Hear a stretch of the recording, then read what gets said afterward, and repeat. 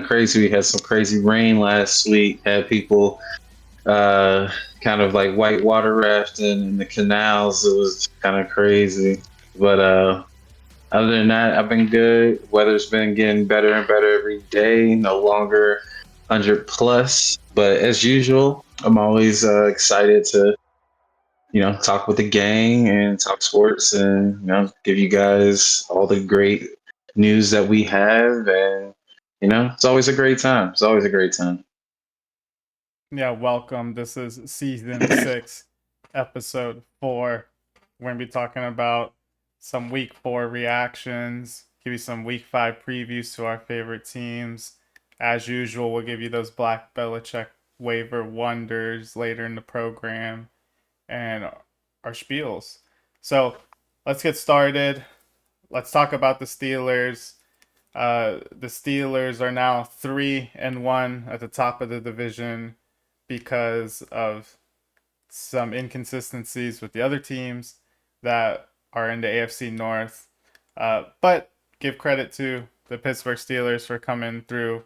The defense, in particular, has stepped up big in the last 2 weeks, coming up with big turnovers. It was a tight one over there in Ireland, in Dublin, against the Minnesota Vikings.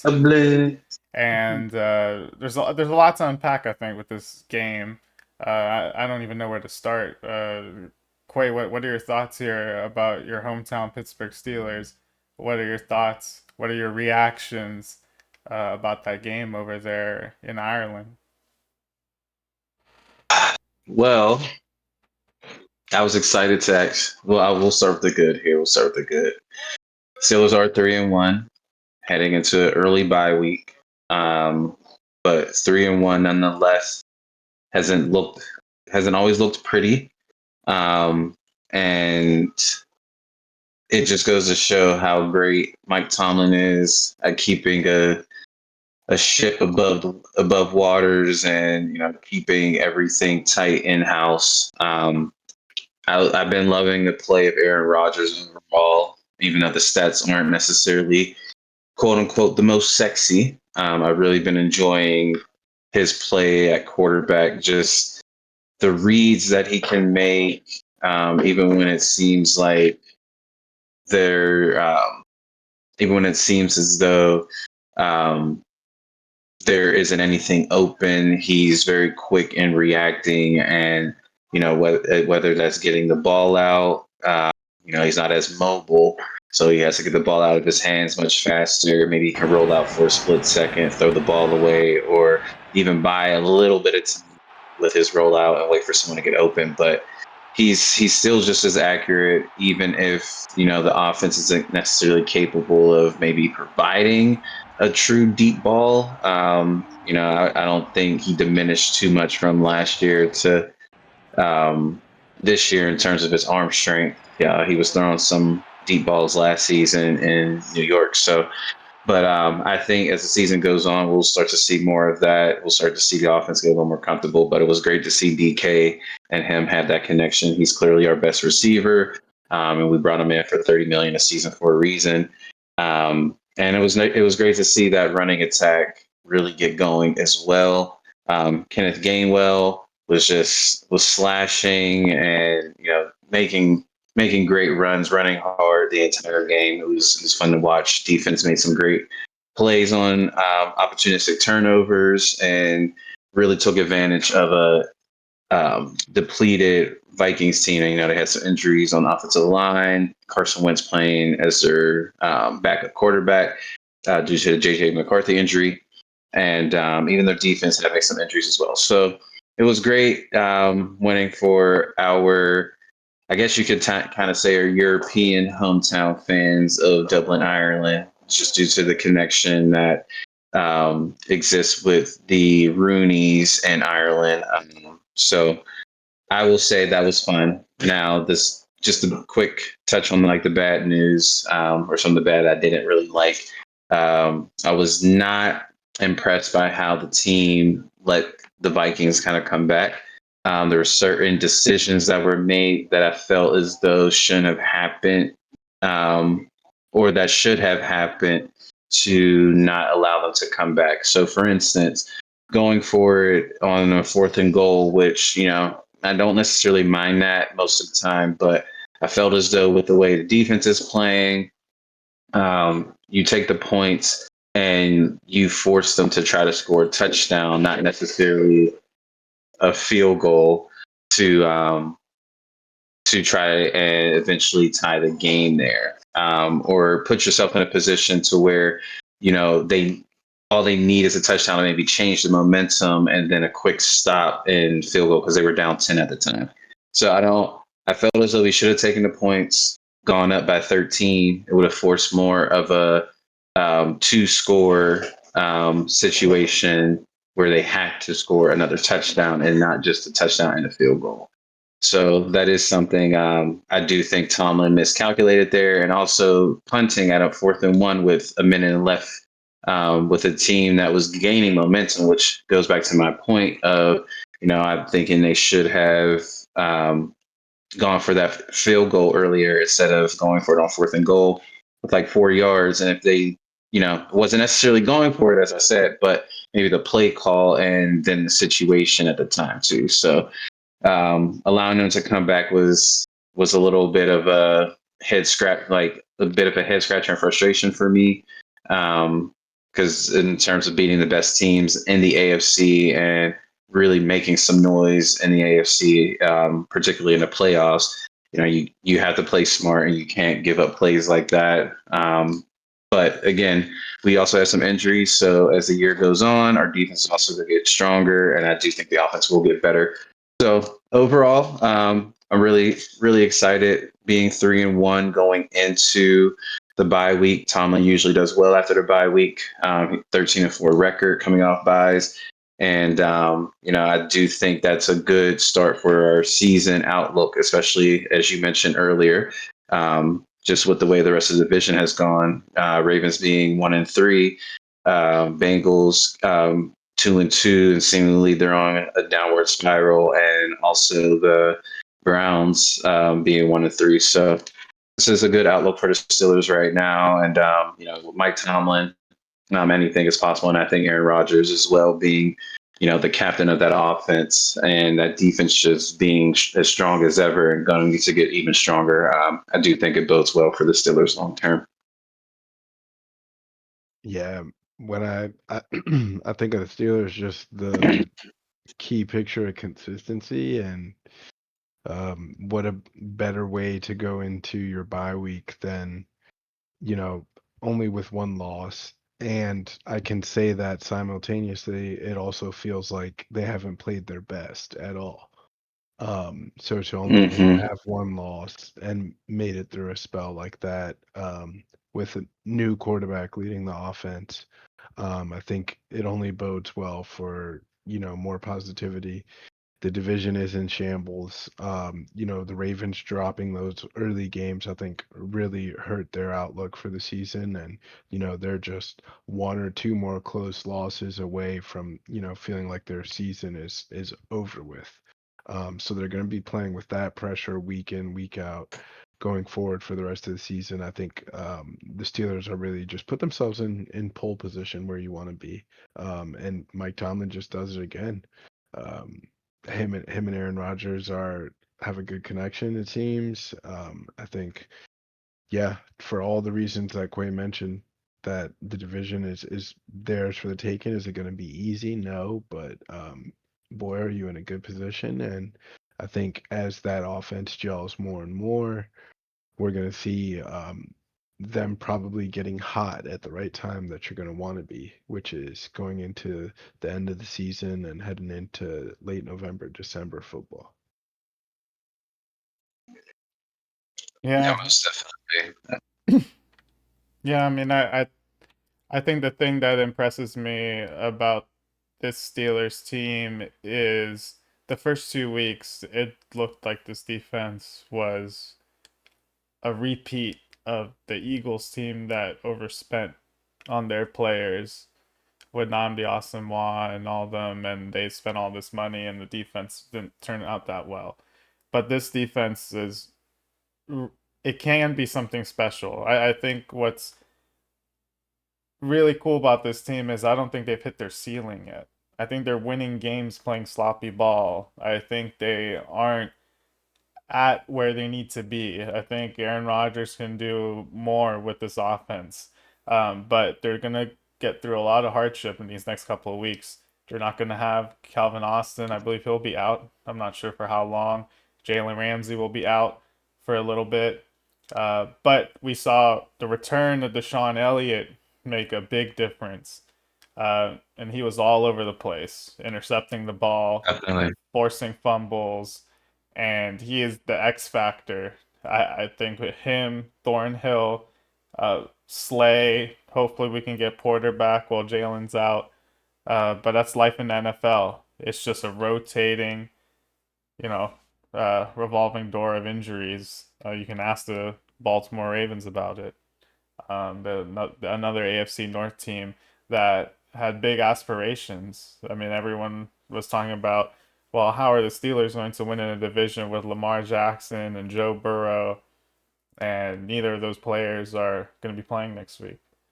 So that's life in the Yeah. NFL. Yeah. And speaking of injuries, Yeah. the Commanders had to deal with an injury this week, right, with their star quarterback and playing against a really tough Atlanta team.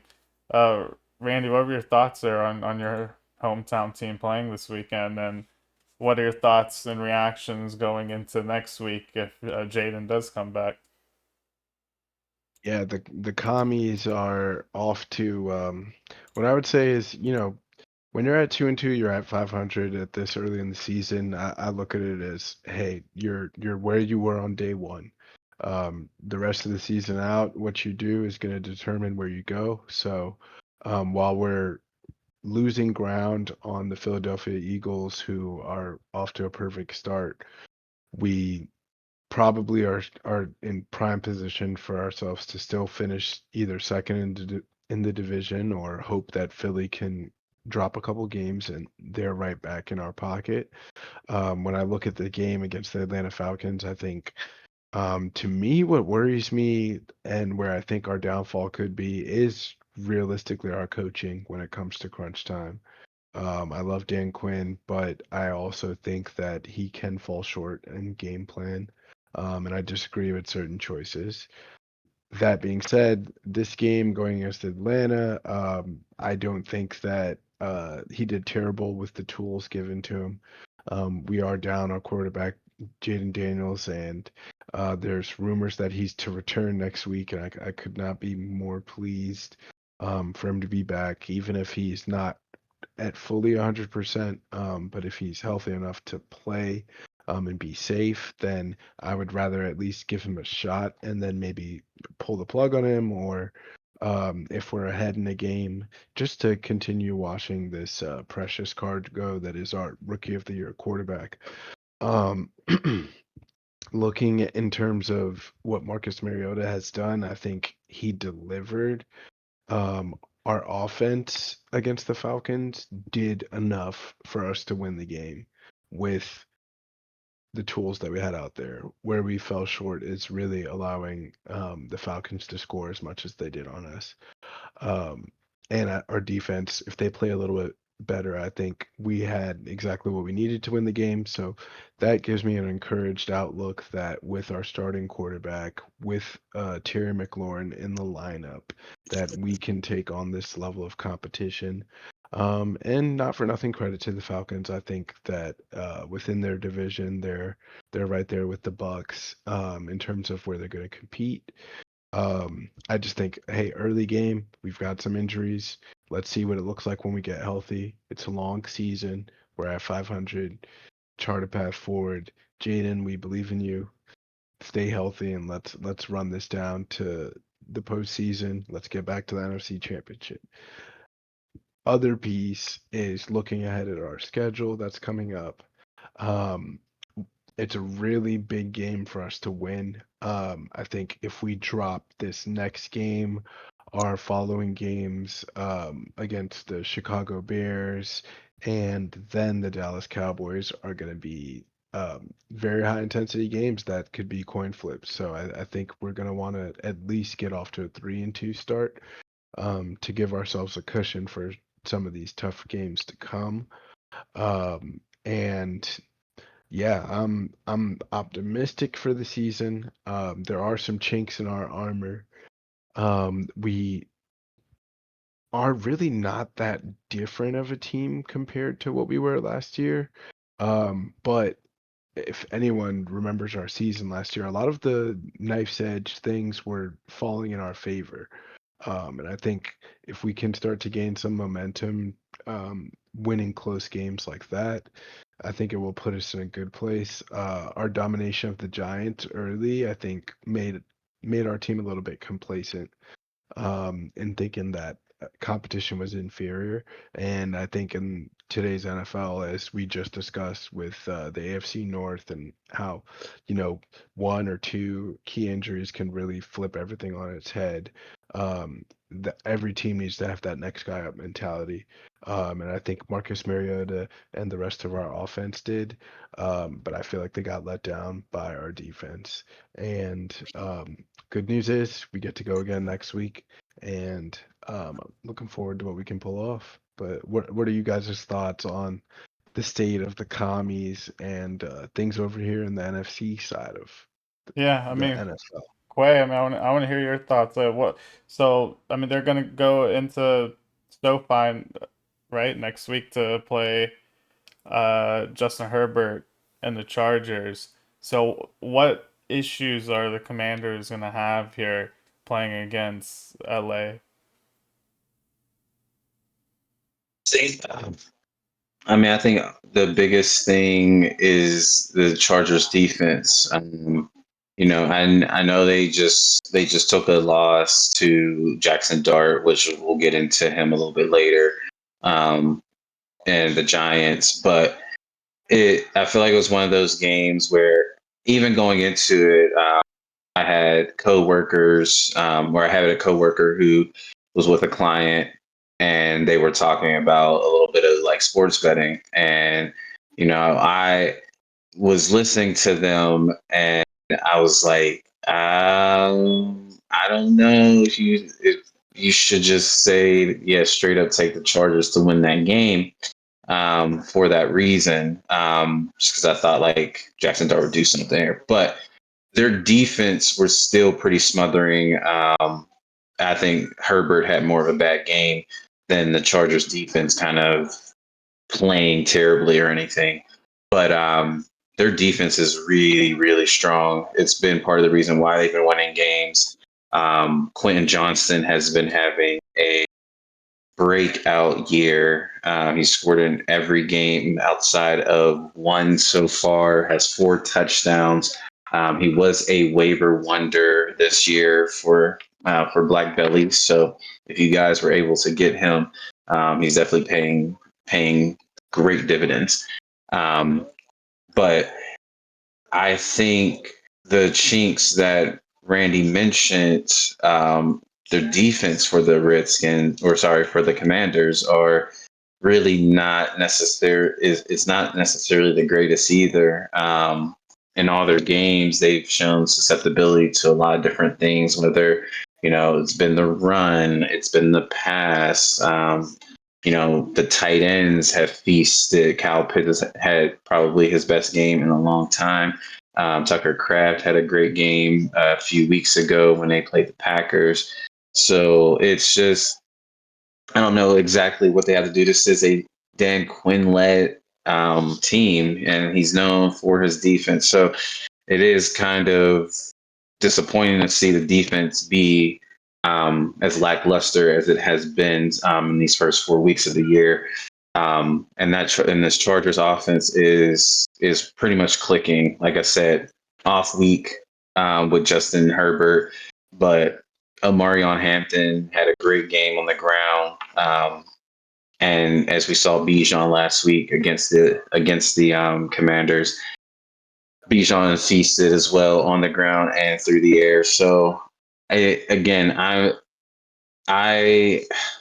it's going to be tough. I think this is why we're hearing news that maybe Jaden is coming back this week. I think if the Falcons game turned out differently and it was a win, I think there would have been more of a precedent to keep Jaden on the bench and let him rest up a little bit one more week because, yeah, the gauntlet that's kind of getting ready to come with the Cowboys being a little bit more of a surprise this year than people would have thought they were going to be. And the Eagles being the Eagles, even though they're 4-0, even though it's been sloppy, they're still 4-0. So the division's a little bit tougher this year for the Commanders, and I don't think they can afford to have another loss here to go to become 2-3. I do think they have to get out of this game somehow at 3 and to be 3-2. But not saying I will say the season's over. I do think it's still a very winnable game against the Cowboys. I still think it's a winnable game as well. Who's after? You have the Chargers, Cowboys, and I'm drawing a blank on the other team. Bears. The Bears. Bears, yes, Bears. Sorry, with the Caleb rematch, which that's going to be very exciting. I still also think that's a very They're winnable game looking too. even better But too. they're getting hotter, so that's going to be an exciting game. I'm actually looking forward to trying to watch that somewhere. But I do think those are still capable games for them to win. It's much harder if you go into those next two games coming in at 2-3. So they're gonna have to play. They're gonna have to play very good defense, trying to limit this Chargers offense if they're going to get out of this game at 3-2. But um, it's going to be tough. The Chargers are definitely going to want to bounce back for losing against Jackson Dart and the Giants. I'm pretty sure they felt like they shouldn't have lost that game. So it's going to be interesting. There is I one more want. thing. We were going to say. There's one more thing that I want to highlight, but you can go ahead and I'm sorry, finish your thought. Oh no, you're good. I was going to say,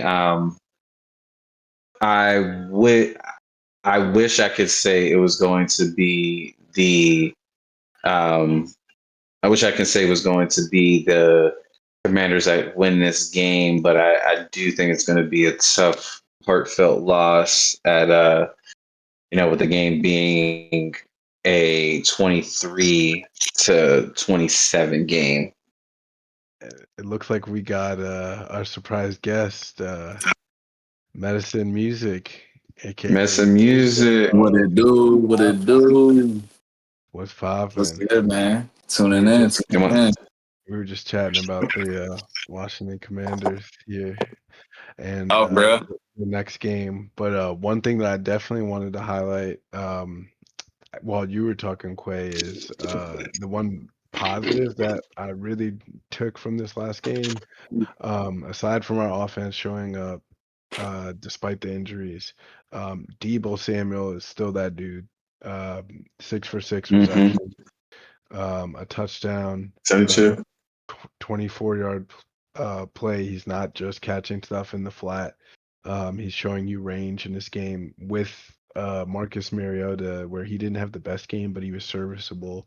Debo was that reliable target for him. And something that I complained about 2 weeks ago, Debo got involved in the running game a little bit too, with at least 3 carries. I want to see more of that mix up as well too, because I think it helps take pressure off of Jaden. It helps take pressure off of our running backs as well too, and it just is Mm-hmm. something that I think we can continue to play with formation wise, mix things up to confuse defenses that we're going to come across.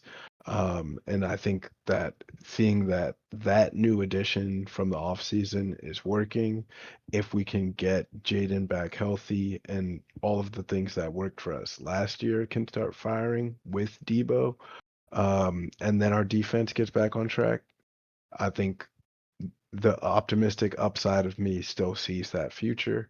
Again, 500-0-0 to me, it's just like a fresh season from this point on, and that's how we have to approach it. And nothing's promised, but we also control our destiny. No, definitely. I think Debo has definitely been really good for you guys this year.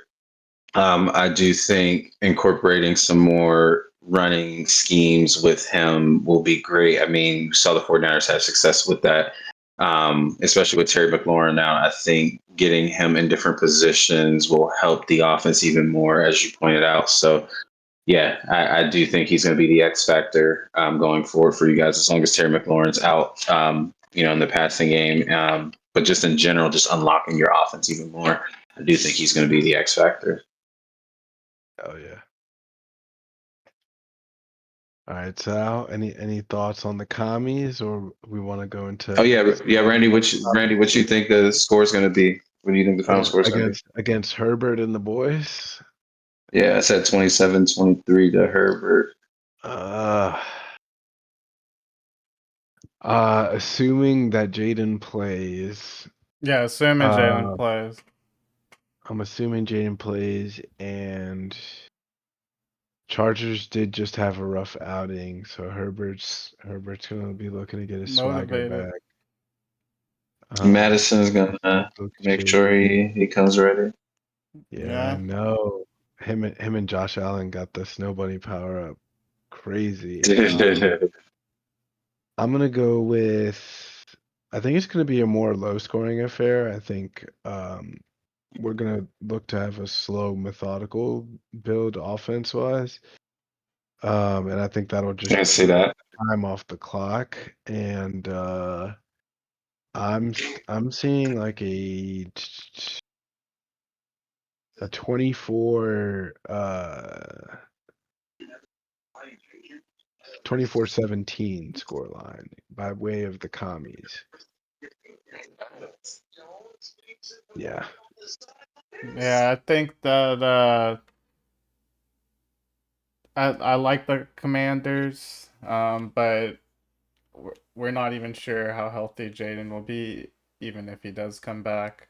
I think the All right. Well, Chargers are gonna be coming. I mean, I can I think he'll play, but I don't wait. think he'll be 100%. And I do I, think that, like you said, the Chargers are gonna be trying to bounce back from their loss. So I could see. I'd give it a just flip. to I'll say like they'll win by a possession, but I think it's gonna be the Chargers. Like the just Commanders, to but add context, Jaden, the reports on Jaden, he said in interviews that he was ready to go 2 weeks ago, but was held back. uh, Um, and he is wearing a brace in practice. And he said he was able to play with the brace 2 weeks ago. He doesn't love it, but um, he is saying that he's capable of playing. He was being held back by the team for his own safety, rightfully so.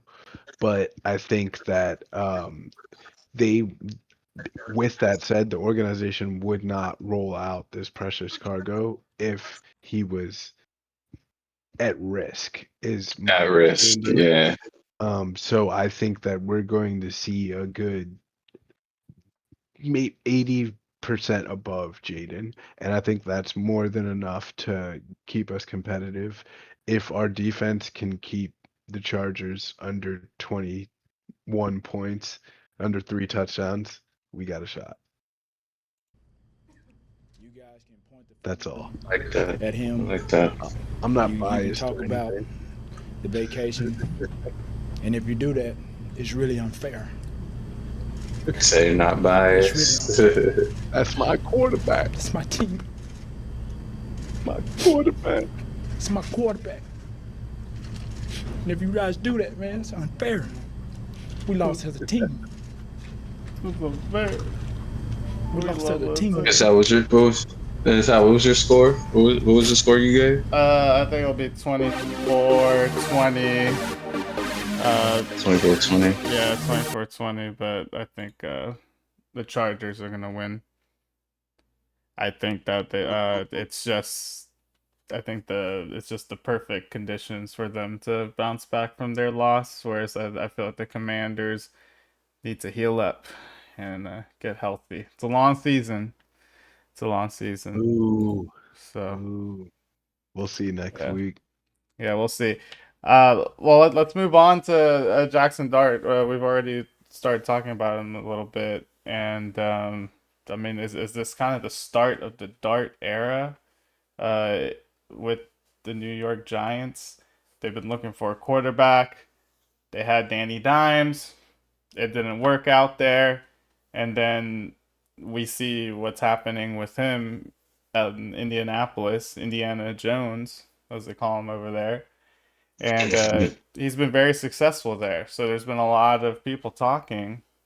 Uh, is the Giants is they're just really bad at developing their players, or they're just putting their players in bad positions. How is someone like Danny Dimes unable to succeed with the Giants? And that is subjective too, because they've won a playoff game, right? With him as the I Giants mean, QB. So it wasn't they all took bad. Saquon away from him, and that offense was gutted. Like, Yeah. But is that his fault? But now not at all. we have this situation over with the New York Giants. They start with the veteran, Russell Wilson. Week 1 stinks up the joint against your Washington Commanders. Week Yeah. 2 goes all out in a shootout with their division Mhm. rival.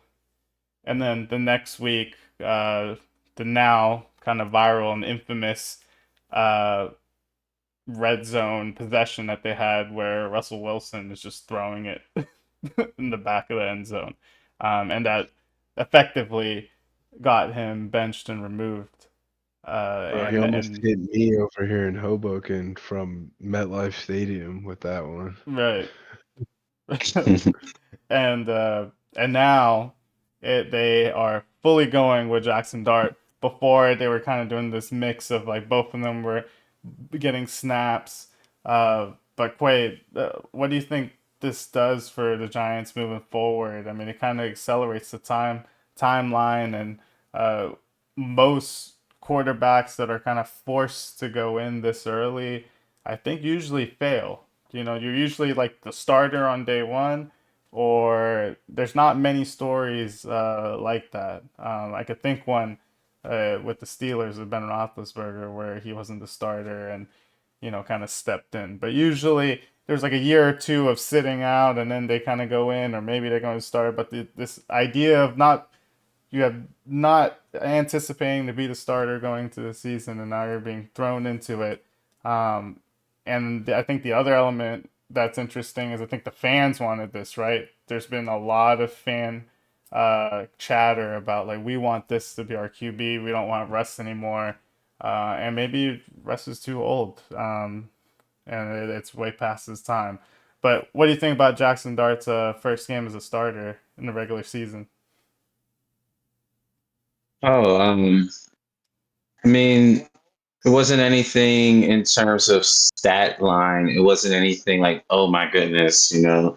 But I feel like the thing that really stood out when it came to his debut was just kind of the overall spark it seemed like the offense had.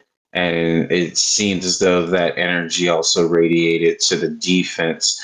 I've always talked about their defense being very underrated, particularly when it comes to their front line. They have probably the best front four in the NFL. If anyone has a better front four, it's the Eagles. Um, but in terms of just being able to consistently have the ability to rush four if you want to, and that's it, and generate pressure, that the Giants are literally, like I said, second to none. And if they are, it's only the Eagles. The Steelers have a good like front line, but it's we have like a weird hybrid defense. So where not all of our guys are on the line. So I wouldn't really put them in there. But man,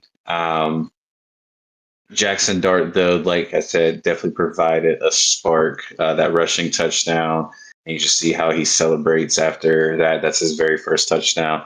It was funny because I knew he was going to score a rushing touchdown.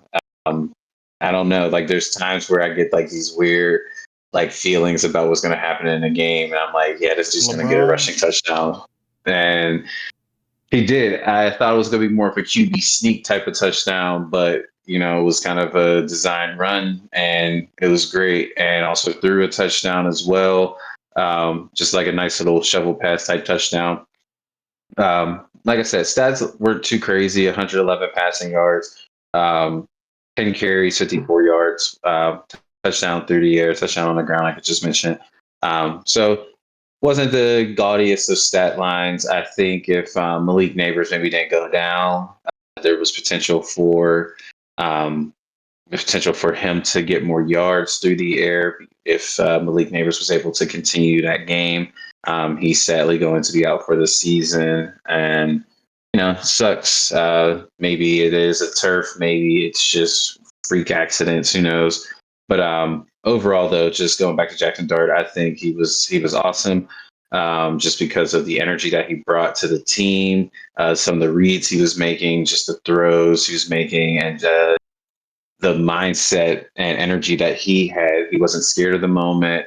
Again, like I said, against a tough Chargers team, um, he arrived, like, in the sense of not saying like he's here and NFL like solidified, but he was there like, hey, I'm here. I'm not scared of this moment, and I do think this is a good sign for Giants fans, and if they're able to win games like this or even be competitive like this, I think this saves Brian Dable's job. That is probably why he made the decision to put in Jackson Dart as early as he did, because I do think certain with those games that they lost, I do think if they had a spark from Jack like that Jackson provided, I do think they could have beat the Cowboys. And it could have been 2-2 here, and potentially even 3-1. Maybe they could have stole one against the Chiefs. That game was 22-9. Maybe Jackson provides more of a spark, and they score touchdowns instead of field goals. Or I guess they did score a touchdown with Scatterbo, but maybe they get more touchdowns and more scoring opportunities with Jackson Dart. So again, I think this is a good outlook for the rest of the season. Still don't believe anything of playoff like contention or anything like that, but I do think this will save Brian Daboll's job if the offense or just the team itself plays as hard as they've been playing in general, even before Jackson Dart got out there, but especially with Jackson Dart out there as quarterback. Yeah, for me, I think for like some of the same reasons um, we were discussing about the Chargers being such a good team and getting off to a good start. Um, what the Giants really found was their mojo in this game, and to me, it was one really on the back of turnovers.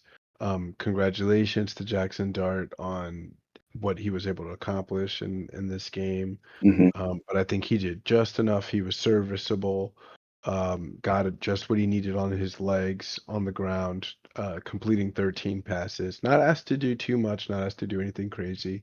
Scatterbo taking 25 carries, eating up a lot of clock. Really, they went into the fourth quarter with a 3-point lead and just held on to that lead, which is impressive to be able to stop Justin Herbert in that offense, and blank them for a fourth quarter where they're chasing a game. But I do boil that down to, the success that they were able to establish with the run, really just killing that clock there. I don't think the Giants are real. I think that this was a good win for them to feel good about themselves, protect their coaching staff for sure. I think I agree on that aspect. I think Jackson Dart is solid. He looks like he can play in the NFL. He looks like he could potentially develop into a starter. But I think if you put Shador in that position, you probably get an even better Giants team. I think you put a number of other young quarterbacks in that same position, and they might give you a little bit more. Um, Not to take anything away from him again, but I think this game came down to, Herbert being forced into some mistakes, some great turnovers generated by the Giants, Chargers' inability to generate really enough momentum with that. And yeah, for the Chargers, really disappointing just to only put out 18 points. Um, and for me, another reason for me why I'm optimistic that the commies will be able to trounce them. Just this Giants team. Say what you want about Russell Wilson, but they were completely annihilated. This exact same defense that held the Chargers offense to 18 points was cooked by the Commanders. So look forward to seeing what we can do against them. The Chargers, while Game. they're probably feeling like, damn, how did we get stepped on? But maybe the NFC East is just the real deal, and the NFC West is fraudulent. So we'll have to see. We'll see this week what happens with that. But yeah, that's my 2 cents really. Jackson Dart, congrats, amazing. But I think you put a number of other young quarterbacks in that same position, and they achieved that and more. Um, Especially with some of the talent that came out in the draft class with him. Um, Not even just to only put that on Shador, because I think there's a lot of good talent. And speaking of Tennessee, with Cam Ward saying how they are just straight cheeks. I think you put him in a situation and set up like this, and he goes and gets that game for you too. Um, and yeah, credit to Scatabo, credit to Giants coaching staff for the game plan. It's to hold on to a 3-point lead for an entire fourth quarter in the NFL to me is a feat. While your team also does not score any points in that same fourth quarter, like that's some New York Giants shit. And being here in the New York area, seeing Giants fan at least have something to smile about in a season where they already weren't optimistic and they just lost their best Yeah. receiver for the rest of the season. Yeah, I think the Giants test perfect test season. If I'm ownership, I don't look at firing Dabble because I think he can really build with players and really kind of build a culture that they want going forward, and then also answer this quarterback question and what direction that they want to invest in throughout the rest of the year. And that might even mean protecting Jackson Dart later in the season and letting Russell Wilson take a game or two, especially if you're already um, kind of like down in the dumps, or like, if the season's already out of reach, it doesn't make sense to trot out your rookie quarterback, or maybe you pull him in the first half if you're getting blown out or blowing out the other team. And I think that's the benefit of having that veteran presence of Russ. Even I know some people are saying they've never seen someone play their way out of a Hall of Fame conversation like he has. But I think whatever you want to say about Russ's gameplay, or kind of falling off a seeming figurative cliff that seems to have happened, I think for better or for worse, he seems to be still a positive influence as a locker room guy. And as a quarterback who achieved success at an early age in his career, there's no one better who I would want in the locker room to kind of talk to and coach a young quarterback. Um, and he also doesn't seem like the complete jealous type. But his presence alone still lights a fire under the ass of whatever rookie is there. So I think it's a good balance, and as long as his ego isn't hurt too much and he can accept that role, I view it as a win-win for the Giants, who are struggling looking for a quarterback. And it can only hurt so much to have gotten rid of Daniel Jones and see him become Indiana Jones. And now they at least have some solace, a little bit of a bright light, as their young quarterback had a good game.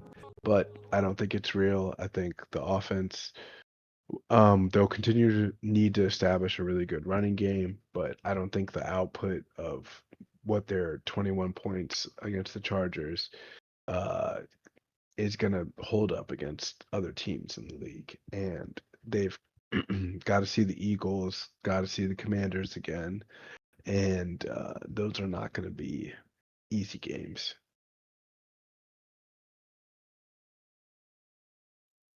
Yeah, well, Agree. yeah, I agree with both of you. I think that it's gonna be awkward there in that QB room. We've already seen the social media edits, kind of like zooming in on Russ in the background during Jackson Dart's So funny. post game speech. I mean, the internet is a very petty place. Let's move on to a big name receiver, Tyreek Hill, and his knee injury that he had, gruesome knee injury on Monday Night Football. This was a Dolphins team that was 0-3 and probably was Tyreek. cooked, for lack of a better term. I don't think they really had much of a chance, but with their best player, their best offensive weapon out, it's hard to see how this Dolphins team is going to bounce back. But I wanted to get your guys' reactions on Tyreek Hill's injury. Have you both seen uh, the injury? It's like on the sideline, and basically the defender, like most of the defender's weight's on his lower leg, and it just twists the wrong way. And I think he tore multiple tendons in his knee or ligaments, or Yeah. it was bad. I don't think you need a medical degree to look at that video and say yeah, there's something going on there. But yeah, Randy, what were your thoughts when you saw? I know you yourself have suffered from an ACL Yeah. injury. Did it give Yeah. you the flashbacks? Did you get hit with the fall? Bah! Bah! That was for one, I wanted to say prayers go out to Tyreek because that was gruesome and tough to see. And although I have suffered two torn ACLs, mine thankfully were not a full dislocation of the knee, which is what I believe happened for him, Hmm. is in addition to the ligaments being torn. And Yep. so what that means is that his kneecap also was displaced. And that's why you kind of see that effect where it looks like his leg is It's dangling just like dangling. facing backwards because it has completely spun around and the kneecap is now no Gruesome. longer it's no longer attached to the tendons anymore. So the kneecap is just slid. Your The muscle in your quad muscle's connection to your ligaments in your knee is like severed at that point. And credit to him because he was clapping and Smiling, showing saying he'll be fans that back. yeah, that he was okay. And to me, those are the types of players who do bounce back from injuries like that. I do remember Paul George snapping his leg in that U.S. Olympic game, a similar um, type of situation where it was just like such a gruesome injury. His was actually a break in the leg, so less knee related and more actual like leg. I think tibula might be. I might be mixing that up. Um, and yeah, but anytime you see that happen to an athlete, it's just unfortunate. These guys put their bodies on the line. Yes, they get paid millions and millions of dollars, but the sad reality is that at any given moment, something like this can happen. He plays with the quarterback Tua, who has had his own fair share of concussions and crazy injuries there as well too. So that reality, kind of rears its ugly head every now and then. And even though there's been so many precautions taken in the NFL to make the game safer for receivers, etc., you're still going to have non-contact injuries. You're still going to have some of these freak accidents. And whenever it happens, you're just, you hope that the player can make a speedy recovery. Thankfully to Tyreek too, this is, hey, no, not head trauma, not a head injury. If I'm a player and I think of all the things that can happen when I go out there on the field, to me the worst thing is the spinal cord, the head injuries, and thankfully for Tyreek, it's neither of those. And I hope to see him get back to action, and maybe his contract in Miami runs out, and he links back up with Patrick Mahomes for a cheap deal or something like that. I think I could see something like that in his future should he make a full recovery.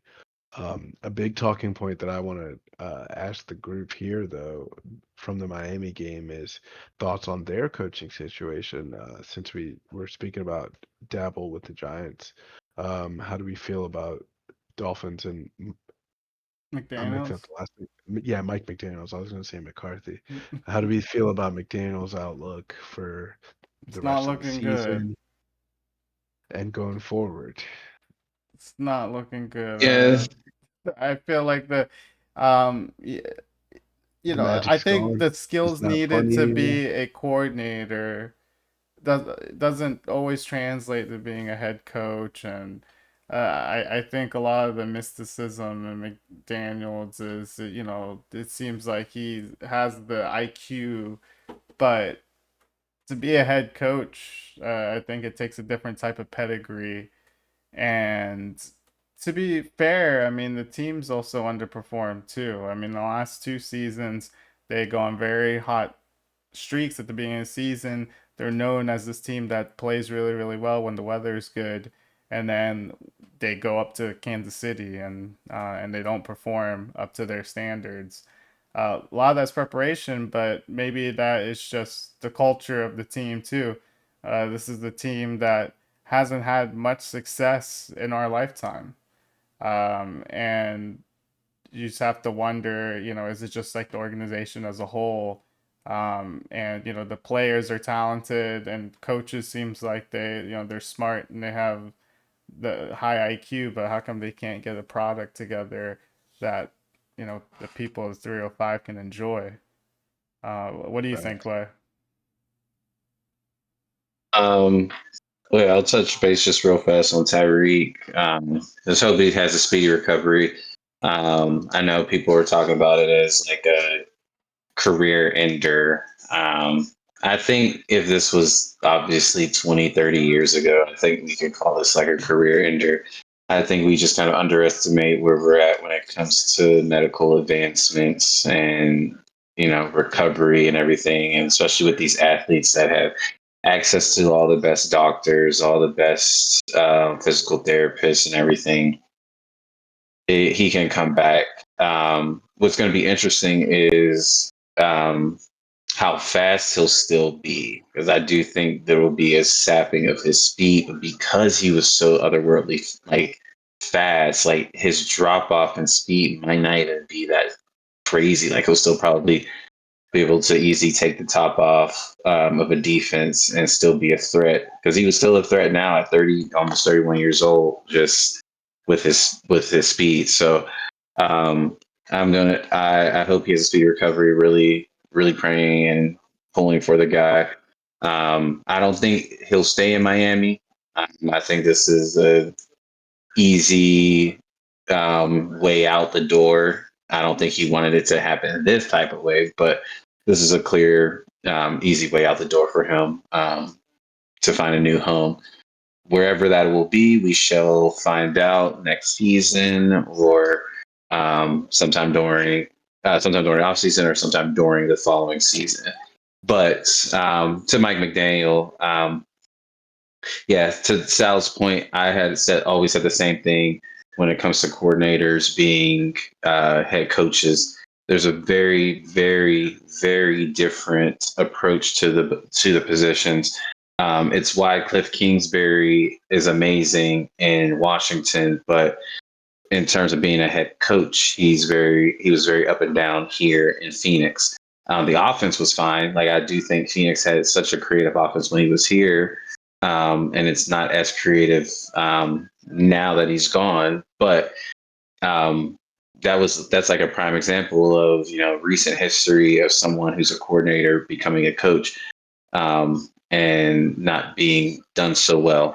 So um, I do think I do think this the Dolphins are playing very hard, and I do think it'll help out McDaniel's case. But I do think the 305 and Miami and those fans are definitely upset with the product, and I don't know how the owners feel as well. Um, but it's a division where you have literally just the Bills and every other team in that division you can be better than, outside of the Bills, and yet you're not as good as the Patriots, who, maybe they have the better quarterback. I know they're from different draft classes, but Tua, still looks like he's not the quarterback that he was supposed to be, top 10 quarterback. But um, I We, I do think it comes down to how this team plays the rest of the year. Pretty much how I said with the Giants, coming down to, um, like Dable not getting, because I do think the team's going to at least play hard for the rest of the year. I mean, they've been playing kind of hard all year, even with the outcomes haven't looked that great. I think it'll be kind of the same thing with McDaniels. If the team plays really hard, I think it's an opportunity for him to keep his job, a much better chance for him to keep his job. But I do think there is also still that possibility that he has worn his welcome out, because they should have at least a playoff victory, under his belt, and they've always have let the fans down and haven't reached expectations that they set for themselves each year. So we'll see, but I think it just kind of it'll just be based upon how the team plays for the rest of the year, if he gets fired or not. makes sense. Yeah, I think that's fair. I think that when it comes to these coaches, it's all about the culture that's in the locker room. So if they're losing games because they've lost big talented players and the backups aren't stepping up, then it's understandable. But I agree. I think it's one of these situations where I believe the organization is just going to move a different direction. I don't think that they're gonna keep the current regime. I think they'll clean house, start over, maybe move Tyreek, and I mean, yes, they just got to look forward to the future. Uh, I think the window is closing. I think Tua is a player that can rise depending on who's around him, but it doesn't seem like he's the type of player that can kind of step up and be the catalyst that drives the comeback, right? It seems like he really relies on his playmakers to do that for him. And there's nothing wrong with that. I mean, he's a very serviceable starter in the league, but he's just not the player that I think that the Dolphins needed in order to be successful, especially in the division where they have to play the Bills twice. And teams like the Patriots are well coached, so they're never going to be an easy outing. So Mhm. we're wishing the best for Tyreek. I know he was on my fantasy team, and I know that sounds selfish to bring that up, but Ah, yeah, I gotta figure something out there. But yeah, let's go and move over to our Black Belichick's waiver wonders. Quaid sure. has a couple of players that may be available in your league, especially for those who are trying to turn the tables around, or maybe you're just facing bye week hell. But here we go with some Black Belly's waiver wonders. My opponent this week in fantasy. Give me some tips. Let me know. Hey, we both got our first dubs. Like I said last week on the show, we were gonna get our first dubs in Seattle. It was destined. So We got the it's pussy crazy. Italian versus Joe Star Jones, baby. Let us know. Just all right, guys. As usual, welcome to Black Belly's Waiver Wonders. This segment is always my favorite part. I love talking with you guys. I love giving you guys some great insiders. I do my own research, and I really make sure that I have some good information for you guys and some good tips to help out. Like I said earlier in the show, Quentin Johnson was one of my waiver wonders earlier in the season, and he's definitely panned out. I've had some other guys that I've talked about that have panned out as well, and that will probably continue to pan out even if they've had some off weeks just due to certain things like injury. Like Wandell Robinson's a good example.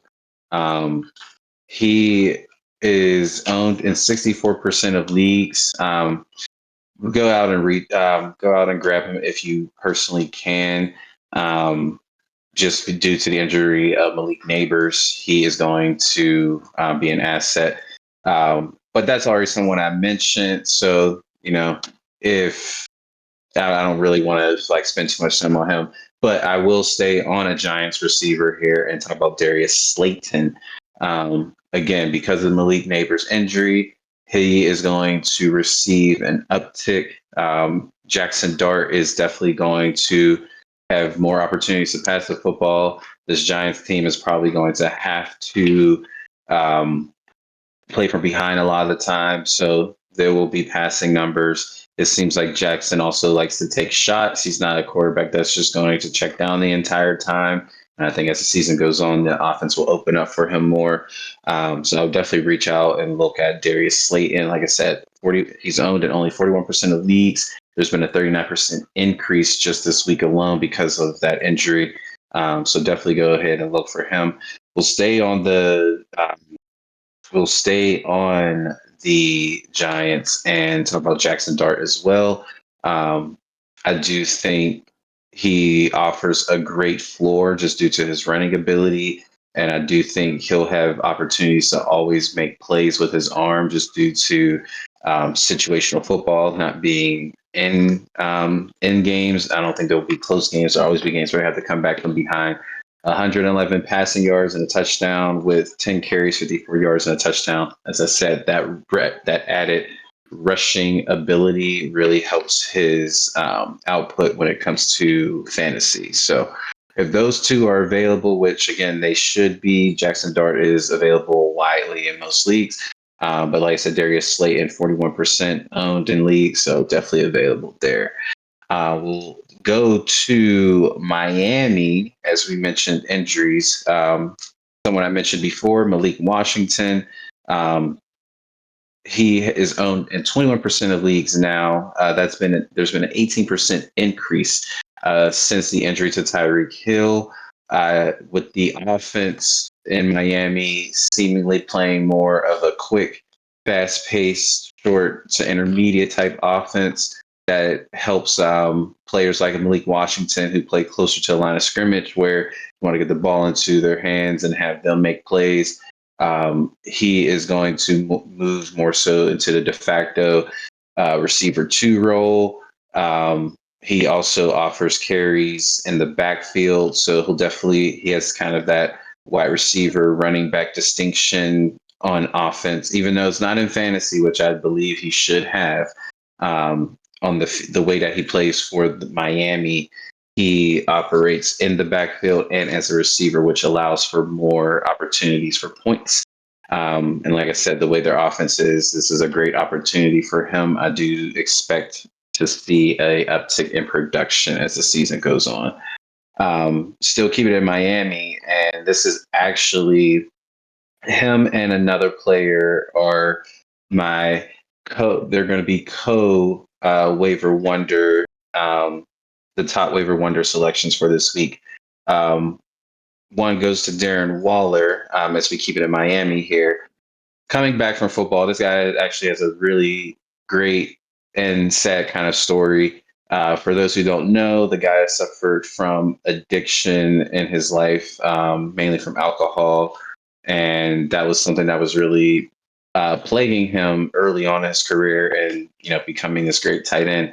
Got over that stuff and really produced a great 4-year stretch at the position. At one point, there was talks that he was top 3 tight end at the time, top 4 at the time in the league, pretty much on that Mount Rushmore just due to like size, athleticism, production. I mean, a dude 6'5", 240, can run the ball very, very well. He's a mismatch, whether it's a linebacker or a safety. And he had taken some time off. He kind of retired from the league. I think he was dealing with some mental health issues. Um, Also going through a divorce after being married to Kelsey Plum, WNBA sharpshooter for the LA Sparks.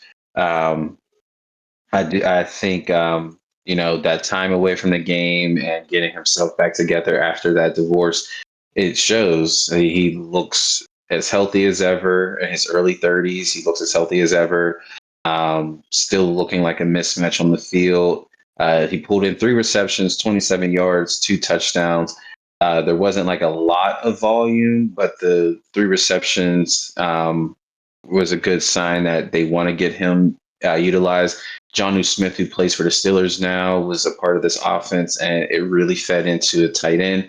And I think Darren Waller has a similar skill set to like a Jonnu Smith, where he can rack up yards after the catch. Is a great mismatch on for a defense because, like I said, a linebacker might not be as fast or big enough to cover him, and same thing with like a safety might not be as fast or big enough to cover him as well. So Darren Waller, great return. Welcome back to the NFL night for where the Dolphins needed a win. And he, like I said, he is the top waiver wonder priority this week for Black Belichick. And then the second one, we are going to go to Baltimore and talk about Justice Hill. 3 carries, 76 yards, and a touchdown, along with 5 receptions, 41 yards, and a touchdown against the Chiefs, where it seemed like nothing could get going for the Ravens. Justice Hill was the spark that helped them at least be competitive early on against this Chiefs team that's only looking to get stronger and healthier. I think with some of the Derrick Henry fumbles, he's going to definitely get more playing time. I also think with the Lamar injury with his hamstring, Cooper Rush isn't going to be required to win the game on his arm. I think the Ravens are going to lean into the running attack a little bit more for that reason. And also for passing downs, Justice Hill gets out there a little bit more. So that allows for some checkdowns, which I think Cooper Rush will be looking and utilizing him a little bit more.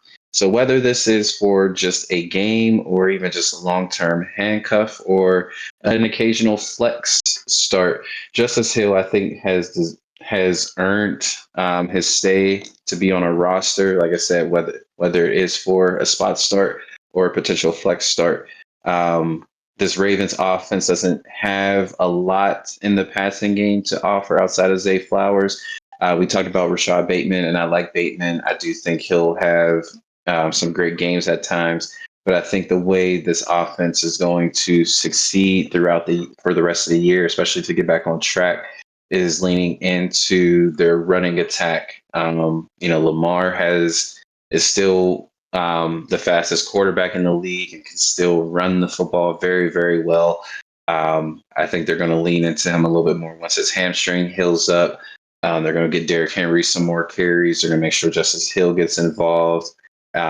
It's going to help open up their offense so much more, especially as once Likely returns and as they get healthier again on offense. So again, Justice Hill, the top waiver wonder priority for the week here. Then we're going to take it to New Orleans. We're going to go down to NOLA, get some good Cajun, get some gumbo, get some jambalaya. But we're going to talk about Kendre Miller for the Saints. He is the running back to Alvin Kamara. Kamara has been doing great, as I mentioned in the segment. I want to say maybe 2 weeks ago. Kamara is great just sheerly off of volume, but he hasn't really been providing a spark in the running game as much. In the passing game, he also hasn't been necessarily the greatest, but the volume has been helping those who have Alvin Kamara. But Kendra Miller finally got some time to shine a little bit, just a little more playing time against the Bills. And that wasn't just due to the fact that the Bills were blowing the Saints out, and it was like, okay, here we're putting in our backups. No, he was getting some true split carry time with Kamara and was running hard and looked very, very fresh and powerful as a runner. 11 carries, 65 yards, and a touchdown. He doesn't get the receiving numbers that Kamara does. He's not really that type of back, but his involvement in the offense, especially if Kamara is going to struggle a little bit and they want to try to keep him fresher as the season goes on. Kendre Miller definitely proved that he is probably going to get more carries, has earned more carries, and will be a great potential flex start again with bye weeks this week. You might have a running back that's telling you need someone to start there. That is a good running back to look at. Before I get to my final one, just some other previous ones that I've mentioned before that may still be available. Ollie Gordon for Miami. Again, their offense is going to change due to the injury of Tyreek Hill. They're probably going to lean into more running, short passing, intermediate passing. And if they lean more into the running attack, Ollie Gordon has been great spelling Devon Achane. So grab him, Chris Rodriguez Jr. The biggest bright spot with the Commanders last week against the Falcons was the running attack. Mariota may have not have thrown for a lot of passing yards and may have struggled a little bit. The running attack was doing very well.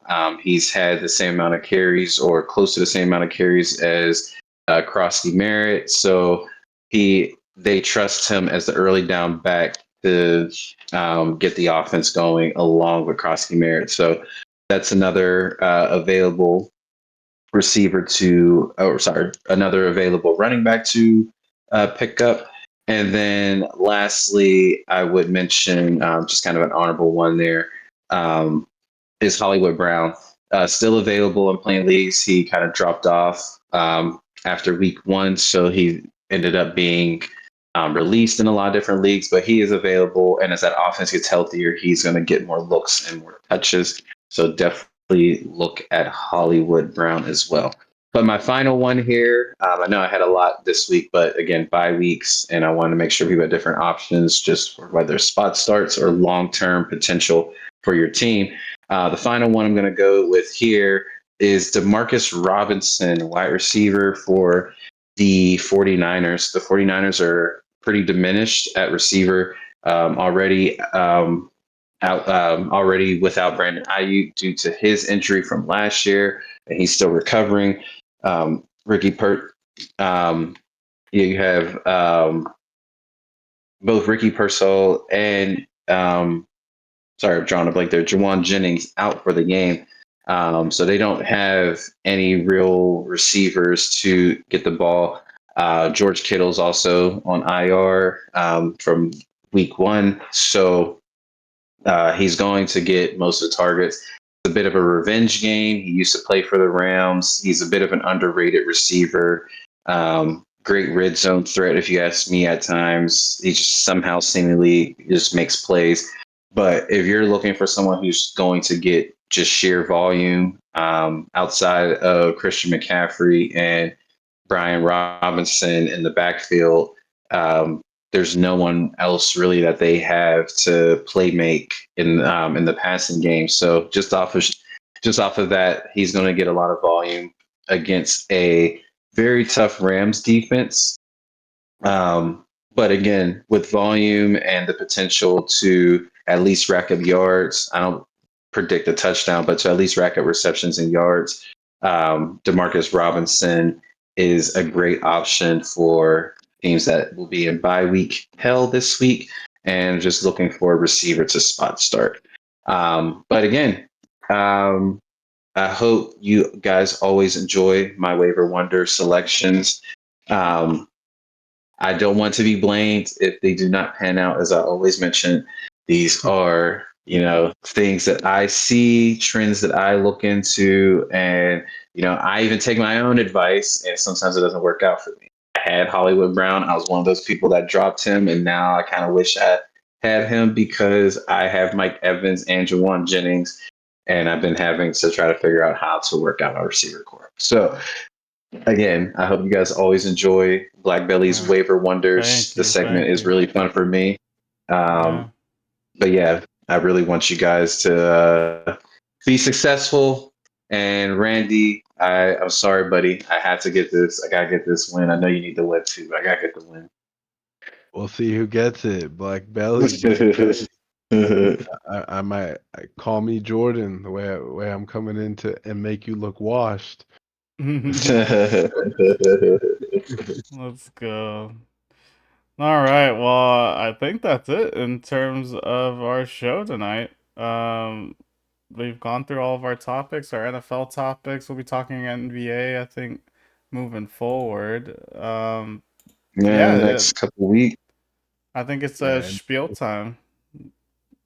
Anyone want to Yeah, go to Spiel? I don't think I have one this week. Mine's is not really a spiel. Just kind of more of fun times, and I guess you can kind of say it's a bit of a spiel, but um, looking into Dylan Gabriel as we talked about Jackson Dart's debut. Dylan Gabriel gets his debut. Shador did a bit of a mime, when asked some questions. I do think the guy has dealt with a lot of adversity this season. The whole off season seems like he's with a team that doesn't necessarily appreciate his presence. Doesn't seem like they really want him, and he's taken everything that has come his way and just has dealt with it in his own very fun way. And I like his approach there, but I think the Dylan Gabriel start is going to be good for the Browns, just as Jackson Darts was for the Giants. I do think at some point he will probably struggle, and we'll see Shador get out there this season as well, just so they know exactly what quarterbacks they have. So that'll be interesting to see there. But outside of that, just also hoping the Ravens can just turn it around. I'm not even a Ravens fan. I'm a Steelers fan, but I did call them for my Super Bowl, reps for the AFC, and I don't know what's going on. I don't know if it's the schedule. I don't know if it's, some deeper internal Another problems tough like early schedule. Harbaugh, not the guy. I want to say it is that because, their defense giving up points. I mean, they've only given up points to really high powered teams. So, I can't really say this is like an identity crisis. The Lamar injury does kind of hurt them, but that's, yeah, it's interesting. But I think this is another team that's dealing with just a little bit of adversity. And, I think this is good for them because I do think when they don't truly face adversity, and then when they do, it's kind of too late. I think that's why they end up in these big games that they lose when it's kind of the wrong time to lose. It's the right time for them to lose now. That they obviously can't continue to lose, but right now it's best that they're facing this adversity and figure it out before it gets too later on in the season, and you don't want to take a loss in like a playoff game again to face those questions. So, but shout out to those who are facing adversity and kind of coming out on top. I know we talked about injuries as well, but it's another form of adversity. And Tyreek seemed like he was ready for this next journey, which I think is very inspiring to see. Someone face a very gruesome injury like that, and just have a big smile on his face. And maybe that's because he knows he won't be in Miami anymore. But maybe he's really excited about the fact that he knows for himself it's not over. He's going to want to prove people wrong and everything. So shout out to adversity, man. It's good for us sometimes. Hell yeah. My spiel is just kind of a follow up of my trending spiel, but match day 2 of Champions League was this week. We still got some more games on Thursday to come up, but some big upsets that I just wanted to highlight. Um, on Tuesday, Liverpool losing their first Liverpool. game of the Champions League. They've got ambitions to win the competition, so sad to see them go down early, losing points. They've still got a shot, but interesting nonetheless. Manchester City draws 2-2 with Monaco today. And it was a 90th minute penalty that brought that game to a draw. So some dropped points for Man City there. Defending champions Paris Saint-Germain beats FC Barcelona 2-1 with a 90th minute goal from Gonzalo Ramos. So exciting to see Champions League soccer back to a good start. It's going to be a long season. Competition doesn't Nice. end until spring of this year. But feels good to have my European soccer back on Saturday mornings as well as Champions League during the week. So I've been excited for that in the fall. And as mentioned by Sal, NBA previews coming up. We're going to start to see some preseason hoops. People are starting to report for camp. Klay Thompson is getting asked about Meg Thee Stallion in the locker room. He's not loving it. He might go mute like Shador next time they ask him that question. But yeah, excited for all the sports and keep chatting with y'all as the season progresses. And that's my spiel for the day. We got our European soccer, and I always love the positive message from Quay. Adversity is good for you. Adversity is needed, and adversity leads to adaptation. So, love to hear that message. Thank you, brother. Appreciate it. Yes, sir. Yeah. And then I guess I will shed some light here on the MLB postseason. And we won't get into too much detail. I want to wait for Scuba Steve and get his thoughts on what's happened so far. But I did want to share a video of arguably one of the best players of all time hitting a home run in a game to clinch the wild card and move on. Nowadays, it's best out of three, and it's Shohei Ohtani hitting a home run and setting the precedence last night. Um, I've had the Oh, pleasure of yeah. seeing him play in two different games as he's come here to PNC Park to play the Buccos. A generational talent, and the Dodgers are moving on to the next round. I think Red Sox and Yankees was today as well. So just a lot of cool MLB Yankees baseball clutched stuff. up a thriller. So 4-3 Yankees. So, ooh, yeah, just wanted to give baseball, playoff baseball, a little bit of a shout out tonight. Uh, I know a lot of games going on and a lot of fans on the edge of their seats as they hope their team can make it to the next round. And that's it for the Spiel Sports Talk Show. It's your boy Sal. It's a Muslim with Quay, Lotus Towel, Randy, Arlo Vision, giving you the hottest takes in sports. And we'll be back next week. Thanks again to all the fans. We appreciate. Like and subscribe. We are live on Twitch every usually Wednesday, Thursday night, one of the nights during the weekends, and then you can watch the VODs on YouTube and listen to the podcasts on Spotify. So until next time, thanks again, everyone. Have a good night. Until next time, folks. ah, Bye. ah. Bye. Peace out. Yes, sir. Hey,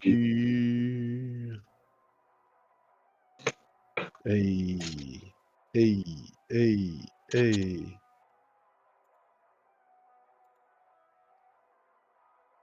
hey. Take a cleaver to It's gonna say, Say,